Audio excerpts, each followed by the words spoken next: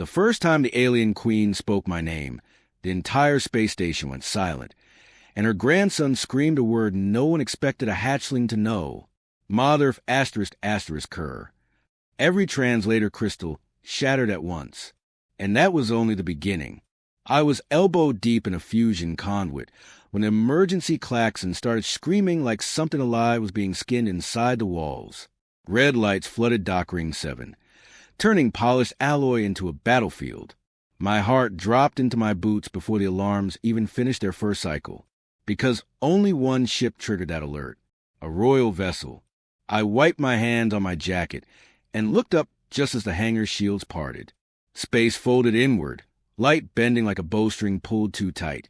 And then she was there, the matriarch vessel of the Phyrexian sovereignty, older than most human civilizations, bristling with weapons no one could name. People ran. I didn't, because I already knew who they were here for. Me. The air changed the moment her entourage disembarked. Gravity thickened. Sound dulled. Even seasoned station guards, men and women who'd stare down pirates and void storms, lowered their eyes as Queen Shakor descended the ramp. She was massive, 4 meters tall, exoskeletal plates etched with gold genealogy markings, eyes like molten amber, ancient and furious. And clutched in her lower arms was a small Phyrexian hatchling. He pointed at me and screamed again, Mother **** cur. Every weapon in the hangar snapped toward my chest. What I felt next wasn't fear. It was confusion. What I saw next changed everything. Queen Shakor's voice didn't boom. It didn't need to. It slid into my skull like a blade. Human, she said calmly, too calmly. Why is my grandchild addressing you with a word that translates to ancestral mating insult? The hatchling wriggled in her grip, clicking excitedly. Motherfucker, he chirped proudly. The guard stiffened. My mouth went dry. I can explain, I said, which was the dumbest thing I could have said, because the queen leaned down until her shadow swallowed me whole. You will, she replied, or your species will apologize in blood. But that was only the beginning. 3 weeks earlier, I'd been just another systems engineer on Helio Station. No medals, no rank, no grand destiny. Just a widower with too much coffee and not enough sleep. Then they assigned me to the Xenolinguistics nursery. Just maintenance. They said, the translators keep glitching. They didn't mention the children. The Phyrexian hatchlings were different, hyperneural learners. They absorbed language the way fire absorbed oxygen. The problem was their translator implants synced to emotional context, not just vocabulary, which meant whatever they heard, whatever they felt, stuck. That day, I'd smashed my hand in a grav lift door. Bone-crushing pain. Reflexive rage. Mother **** cur. The word echoed through the nursery. 27 hatchlings froze. Their eyes dilated. And then in perfect unison, they repeated it. That was the moment everything went wrong. I reported it.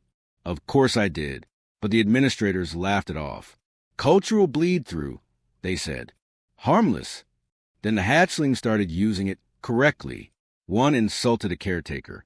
Another used it triumphantly while stacking blocks. One whispered in awe while watching a star go supernova through the viewport. The translators adapted. The word evolved. In Phyrexian context, Mother **** cur didn't mean what humans thought. It meant something else entirely. And none of us realized it until now. None of us were prepared for the truth. Back in the hangar, Queen Shakor's mandibles flexed as her grandson pointed at me again. He uses this term when expressing admiration, she said slowly. Respect. Affection. Her gaze sharpened.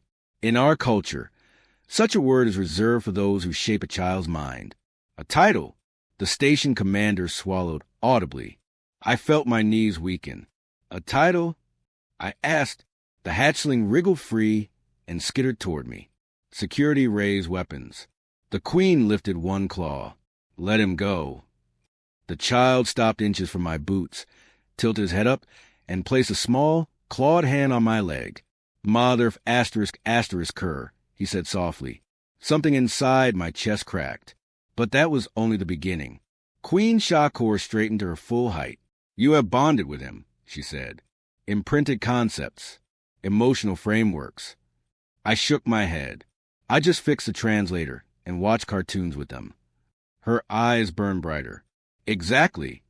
The room murmured. Humans didn't imprint. We didn't matter like this. Except we did, because Phyrexians lacked one thing humans had in abundance. Chaos, emotion, unfiltered instinct. And now, an entire royal bloodline had absorbed it. What I heard next chilled my blood. The council will see this as contamination, the queen continued. They will demand correction. Correction? I echoed. Memory excision, she said simply. The hatchling hissed in distress, clutching my pant leg. I didn't think. I moved. I knelt, meeting the queen's gaze, my voice shaking but loud enough. No. Gasps rippled through the hangar. I won't let you wipe them, I said. They're kids. They learn language, humor, affection. You can't just erase that. The queen stared at me for a long, terrible moment. Then she said something that shattered every assumption I had about aliens. I do not want to. Silence. But the council will force me, she said. Unless you give me a reason, they cannot ignore. My mind raced, and then it hit me. The mid-story truth no one saw coming. Make it official, I said. The queen tilted her head. Recognize the bond. I continued. In your law, in your tradition. Her eyes narrowed. You asked to become what? I swallowed. A parent. The word echoed like a gunshot. The station commander turned pale. The queen's mandibles trembled. To my grandchild? She asked. To all of them, I said quietly. Shock rippled through the Phyrexian delegation. Because in their culture, parenting wasn't biological. It was sacred and irreversible. What I saw next changed everything. Queen Shakor knelt. Slowly, formally, an act no Phyrexian monarch had performed before a human. If you accept, she said, voice heavy with gravity, you bind yourself to our species. Our enemies become yours. Our wars yours. I thought of my empty quarters, my wife's photo, the silence. I thought of the hatchling gripping my leg, eyes bright with trust. I already lost my family once. I said, I won't do it again. I placed my hand over my heart. I accept. The queen rose and declared it to the stars. The council protested.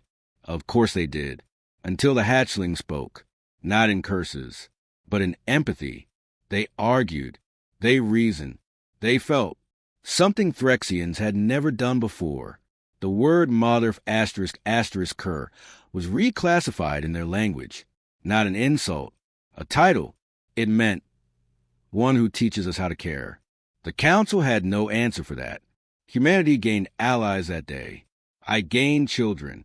And Queen Shakor gained something she'd never expected. Hope. Years later, when the queen visits Helio Station, her grandson runs ahead of her, laughing, arms wide. Motherf *** Ker, he shouts proudly. She sighs, regal and fond. And for the first time in galactic history, an alien empire thrives. Not because of strength or logic, but because a human swore and meant it with love.